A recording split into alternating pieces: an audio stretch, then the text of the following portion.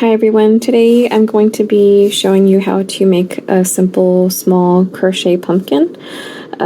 This can become various sizes depending on the hook that you use and the size yarn that you use. The yarn that I'm using today is called I Love This Yarn. It's at Hobby Lobby and it is a size 4 medium and it's 100% acrylic. This is usually pretty standard thickness of yarn, and the crochet hook that I'm going to be using is a size H or size 5 millimeter crochet hook. This happens to be the Clover brand and has that ergonomic handle. Okay, so we're going to make our slip knot. And the way we make the slip knot is I usually hold the yarn on my right hand and stick out my 2 left fingers and wrap this toward me twice. You know you've done it correctly if the yarn is hanging toward your fingertips on the right hand side. And the 2 yarns will be just parallel to one another. So now I'm going to take the right and put it over the left. And now this has become the one on the right and that one's on the left. So I'm going to repeat that. I'm going to do right over left. Okay. And the one on the right hand side is your slip knot. So I grab him and don't let go. And I can safely pull my fingers out. I'll be pulling the tail ends and this slip knot away from each other. And that makes that knot right in the middle if you notice. Right now this is a slip knot. You'll know it is a slip knot made correctly because it can shrink in size when you pull the tail. And if you stretch it, it will get larger again. And also if you pull the 2 ends either way, this slip knot will completely disappear like magic. So that's how you know you made a true slip knot. Okay, so wrap around twice toward you, right over left. Oops, hold on, right over left, and pull this slip knot up. And there's lots of ways to do slip knots. If this doesn't click, you can definitely watch other videos and see if there's a better way for you. I do mine differently, but it's really fast, so I don't even know if I can explain the way I do it. So the slip knot right here, I'm just going to make it just slightly bigger than the hook head. It should be able to slide back and forth easily. Don't make it too tight. You want it because we're going to be going back to work into that hole there. As far as the yarn holding goes, I hold my yarn on my left hand since I'm right-handed. I'm going to put the yarn over the pinky, under the 2 middle fingers, and put it over the pointer finger. So the yarn should only be over the pinky and the pointer. Okay. Then we're making our small letter B. We're going to be holding our middle finger and thumb together and holding right under our hook, holding that little slip knot that you made right there. And the pointer finger is semi like erect. We want to hold it up so that it can keep the tension. If you notice, if I drop it, it gets kind of saggy. And if I hold it taut, then the yarn's nice and taut. Okay. So now we're going to be doing chains. For this particular pattern, we're making 13 chains. So in order to make a chain, I view this as like the face of the hook. So that face is always facing me. We're going to go under the yarn and pull it through this slip knot right here. But as I'm approaching the slip knot, I put the face downward so it can clear easily through the slip knot. And as I just cleared it, I will do a quick recovery and make him face me again so the yarn doesn't fall off. Okay, so that's 1, 2, 3. And as I'm making the chain, I'm going to move my middle finger and thumb up the chain. It's 4, 5, 6, 7. Okay, so if you're running into any problems, usually if you're too tight while you're approaching this slip knot right here, sometimes it's too tight and you can't clear it. So one recommendation I could say is pulling this hook up toward the ceiling. If you notice, this slip knot can get potentially fairly large. It's almost like a pulley system. And the more you pull on this, the bigger this slip knot gets. The more you pull on your pointer in the opposite direction, the tighter it gets. So it's sort of like a give and take, feeling it and working on that tension. With time and practice, you'll get it just right. But we're aiming to getting these chains about similar sizes. So that's what tension is, and that's how you practice and try to get it just right. So now this is 8, 9, 10, 11, 12, and hopefully 13. So we don't count the one on the chain, on the hook, I mean. Then this one is 1. You can see there's little V's, that's how I'm counting these. 2, 3, 4, 5, 6, 7, 8, 9, 10, 11, 12, and 13. Okay, so now we're going to be working single crochets into this, and you're going to notice that we're going to drop a stitch. That's usually why we always make it the chains one extra more than what we actually want, because whenever we double back, we're going to lose this chain right here. And it makes sense because we're not working into this first chain, we're working into the next chain.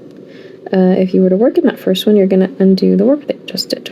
Okay, so not this one, but this one. We're going to do our single crochet. We stab through right in the middle.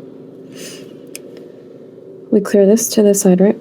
We go under the yarn, grab it, pull it through. Now you have both loops on the hook. They're both on this side of the braid. And now for this loop this knot to stay knotted, we need to finish it. So we're going to go under, get some yarn, and clear it through both. So that's what a single crochet looks like right there. You'll notice that the hole is a little bit wider because we just made work into that one right there. Okay, so then we go down to not this one, but the next one right here. Okay, we just worked there. So this one. And sometimes I use my thumb right there, my middle finger for some stability whenever I puncture through. So go through, go under, get some yarn, bring it to this side. You got 2 on the hook, yarn over, and clear through both. Okay, and if you took my class, I made up something like a little silly story to try to keep remember the single crochet and how to do it. I picture this as a single person, and they're out in the world trying to find a partner. So they go out their door, and they go to look for someone, and they find someone they like, and they grab them, and they bring them over to their place. And now there they are, sitting on the couch, getting to know each other. Oh my god, they have so much in common. They find out they love each other. They want to get married. Okay. And let's get them a ring. We're going to go out ring shopping, and you get married, and you get married. And there you go. They tied the knot. Get it? And you're basically left single all over again. So you just repeat that. You'll know you did it correctly if you're left with one loop on the hook. So let's do that again. Go out, find your person, get your person, bring them over. Both of you getting to know each other. They love each other. Let's get married. Get them a ring. You get one and you get one. Okay, and the reason I made that little story up, if you can see how this is working out. It's like stacking on top of the chains right here from the previous row. And we're making some new chains right here on top. But anyway, the reason I made up that little silly story is because something that I see some students do is this. So this is what not to do, okay? Make sure you're not doing this. They go out the door, and they go find someone, and they bring them over, and I call this the wham bam thank you ma'am. They go immediately through, and that's the end of that. The end. So the step that they missed, it's a 2-step process. You go out the door, go find your person, bring them over, and then get to know each other. There's a pause. Get to know each other, not immediately through. So then you get the ring, and then you tie the knot. Okay? So we're going to go ahead and continue doing single crochets all the way down. Keep in mind I've been doing this for over 10 years, so it's going to take time and practice for you to get faster and for your knots to look cleaner and crisper. Okay. Let's see if we have enough chains. So the way I count mine is up here. There's 1, 2, 3, 4, 5, 6, 7, 8, 9, 10, 11. And this guy, I always call him like the drunk uncle. he's kind of a tricky one sometimes because he tricks people. You can't really tell he's a chain, but he's kind of leaning on his side. But that is definitely the first chain that you made. And the reason he's kind of on his side is because it's kind of like where you doubled back and you lost that first stitch. So that's why he's kind of funky laying on his side. But do not forget him, because if you forget him, I see a lot of people drop him, then your chain is just going to get shorter and shorter. And that's how you start getting a triangle instead of keeping it nice and even on both sides, okay? Now that we're at the end of the chain, we're going to chain 1, just like in the beginning when we're first making these chains. Going to reach over and immediately pull through. That is a chain 1 because there's one chain. The reason we do this is because we're making the height that we need to start the next row. Okay, and I view this kind of like a page in a book. Right now I'm reading this side, I'm done with this side, so I'm going to turn the page over and start reading this side of the book, okay? And if you're right-handed, your work is always going to be going from right to left. When you flip it, it's right to left, okay? So, normally, we would be working, if we did a regular single crochet, we would be working under both of these stitches, okay? When we do our class, I usually emphasize this. This is the front loop, this is the back loop, and you need to make sure to clear both. Normally, you would go straight down there, and when you stab, I want you to see this V clearing both sides of the V, right? And we would normally do, you know, a single crochet like that, and keep going down the loop, or down the chain, right? Clearing both, okay? So that is for a single crochet, a regular single crochet. But for this pumpkin, we want a little bit of a bump, like a ridge. Single crochet, if you notice, if I were to do a regular single crochet, this is nice and smooth and flat on both sides. Okay? That's how you get a flat surface. But for this pumpkin, we don't want that. We want a ridge. So I want you to remember the difference for that, okay? This is a special project, and this is why we're working in the back loop only. In your pattern, you'll usually see BLO. Back and whenever you're reading crochet, it's like another language. So they use a lot of abbreviations. So we are intentionally leaving this front one out and only going into this back loop right here, okay? So I'm going to stab under this one, just getting one, okay? So we go out the door, find our person, bring them over, get to know each other, they love each other, and married, okay? In a little bit, I'm going to show you how the ridge is working out. This is the front door, this is the back door, we're doing back door only. That one,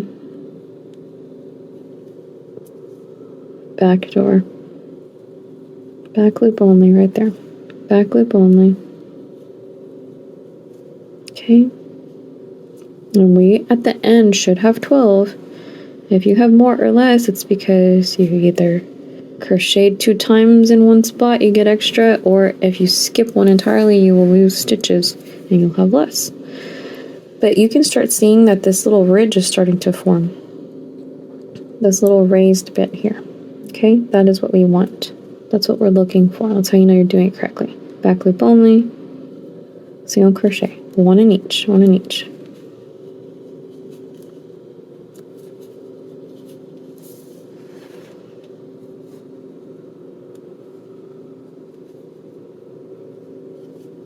And the last one right here. I'm going to count to make sure I have my 12. 1, 2, 3, 4, 5, 6, 7, 8, 9, 10, 11, and this guy on his side 12. Okay, you can see that little bump. That's what makes the pumpkin really cute, because it looks like the little indentations of a pumpkin. And as always, do not forget, these are the two most important things in crochet.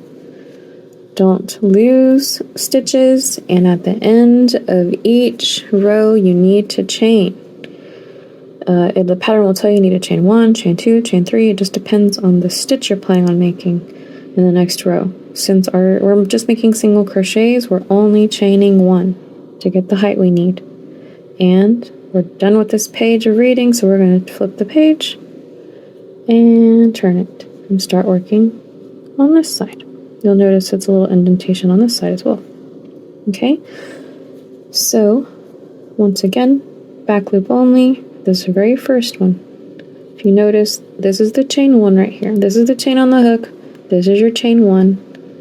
This is the stitch that we're working into. Okay, I know it looks all the same sometimes when you're new, but that's the difference. Okay, you're not working into this first one, working into this one. That is your chain 1. This is your first chain right here that you're working into. Back loop only.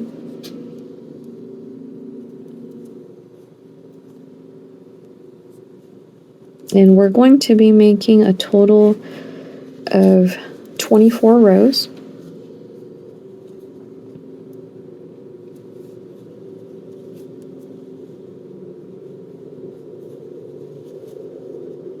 I'm going to be working some of these off camera, but I will come back and show you some progress.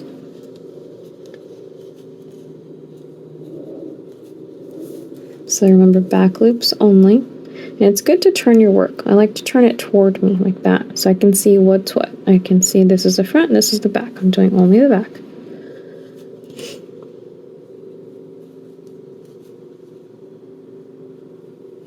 It was just that first row that we did that was different. Everything else is going to be a back loop only. Okay, I'm at the end, chain 1, and flip my page. Okay. If you need, you can pause and rewind and just continue doing this. Back loop only. Okay, and it's going to get really long. And yeah, we're going to do this 24 times. So you'll notice this ridge right here. This was our first row. This is our second row. Anytime you see a ridge, that means you've done 2 rows. So this is 2, and this one is my third one. Okay? I'll be showing you how that looks in a little bit. So you can pause, rewind, and just keep going. Don't drop chains.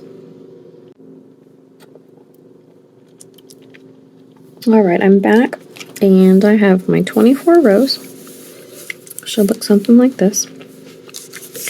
And if you notice, you'll know that you did it correctly if you see these little ridges like this, okay? And like I was mentioning, for every ridge, it means there's 2 rows. So you can count by 2s. This is 1, so it's 2, 4, 6, 8, 10, 12, 14, 16, 18, 20, 22, 24. Okay? And you're going to be putting these 2 ends together like that. Okay? This is your tail end, this is your tail end, so the opposite ends together like this.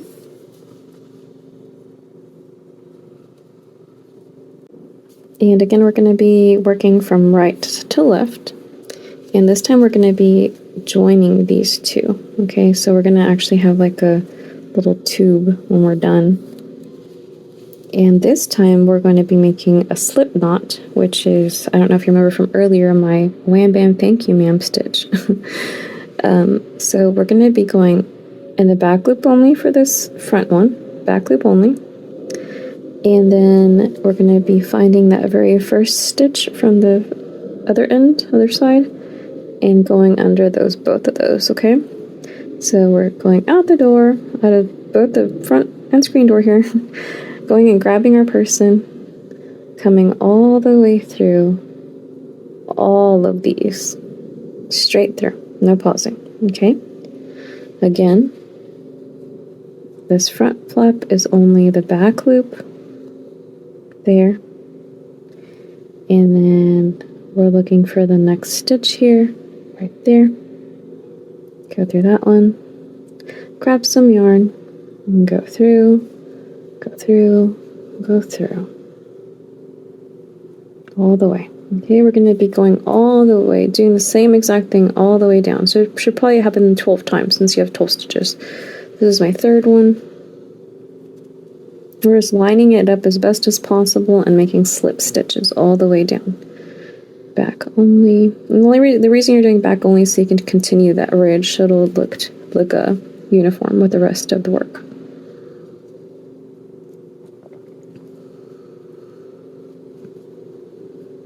Back loop only. Stab through the next one. Grab yarn, pull through all of them.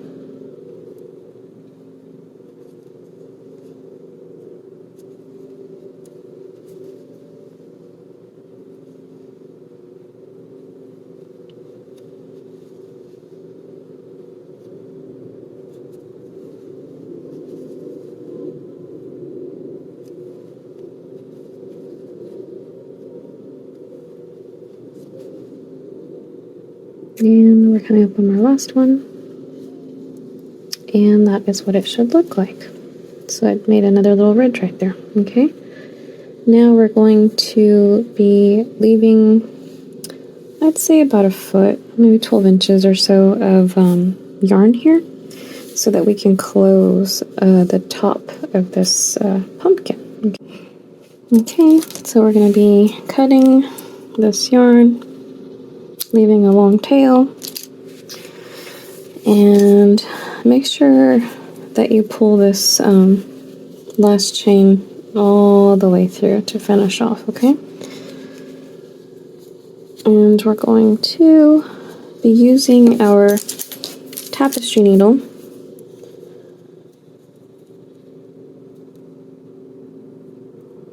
Go ahead and thread that. And we're going to be going in and out of these chains all the way around to cinch the top up. So you're going to just be going in and then up and out from the other side. In and out. If you notice, it's kind of weaving in and out through there. Okay, you can pull all the way. And we're going to continue this all the way around. In and then out, just every few stitches. Doesn't have to be super perfect. Okay, in and out, just stay close to the top. Pull.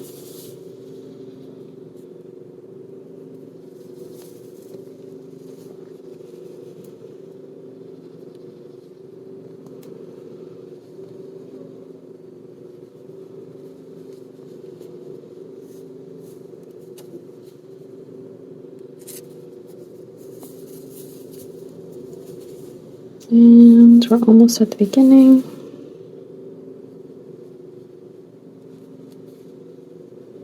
I'm going to go all the way to the beginning.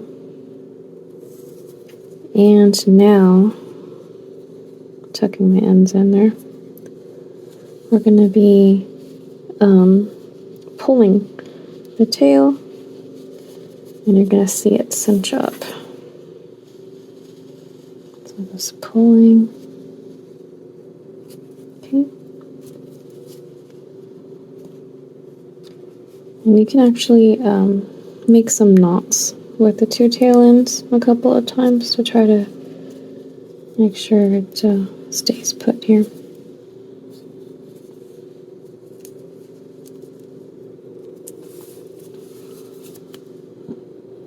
Okay. So let's go ahead and flip it inside out. And you can start to see the pumpkin forming. Okay.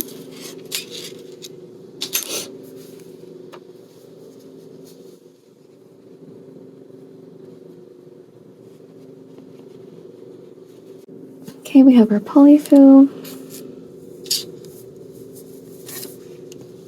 We'll be putting it in there.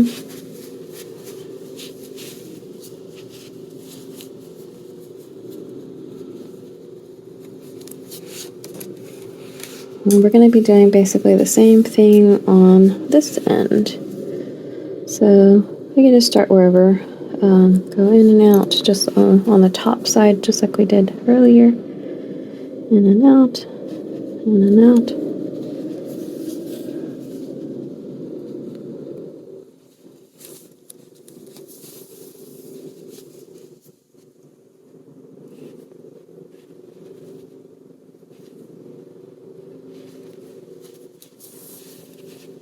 You can start pulling slightly if you'd like.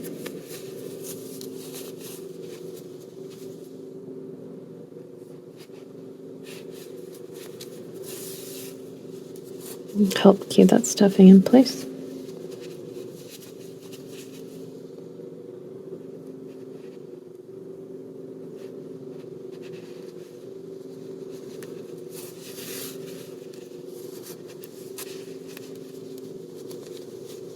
And scooch that stuffing around.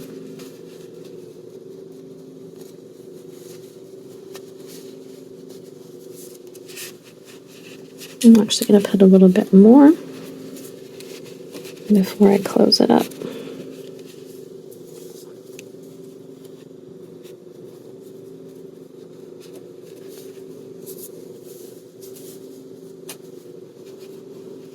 And I just push it toward the edges, towards the outside.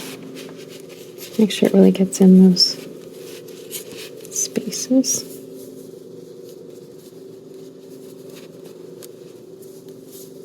And then straight down the center. Okay, a little bit more.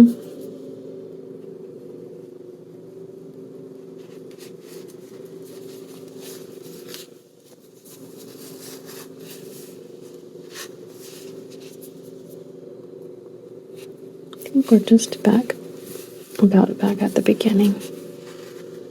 And go give us a strong yank.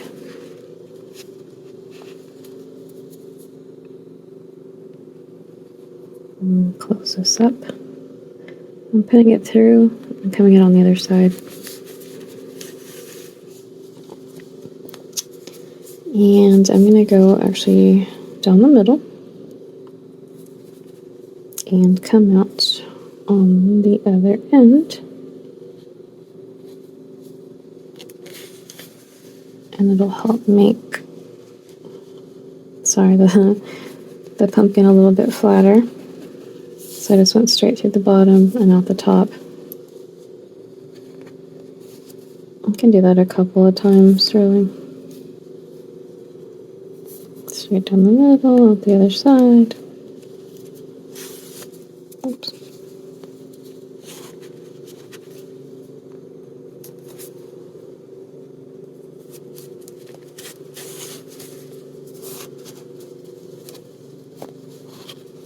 And for the final one, I usually just put the needle out some random place off the edge of the side. And then you clip off the extra. Okay. And there it is. So like I was saying, depending on the yarn that you use and the hook that you use, it could potentially vary the size of this pumpkin. And next we're going to make the little stem that goes on top, which is going to be really fast and easy. So once you're happy with the shape, we'll start on the stem next. Okay, for the stem we're going to be making a slip knot. And we're going to be making 5 chains. So reach over, it's 1, reach over 2, 3, 4, and 5.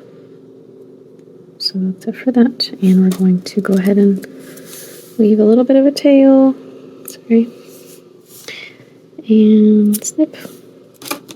And pull it all the way out. And we're going to be using our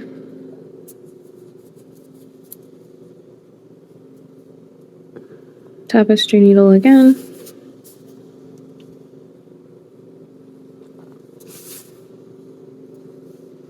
To attach this.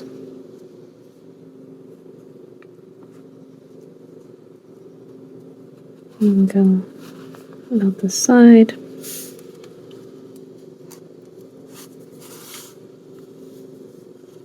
And you can do the same to this end.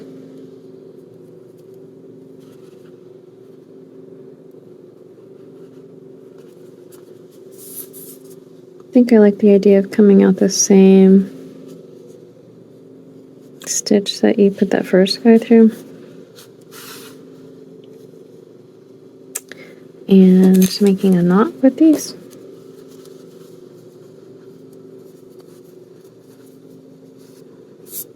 A couple times.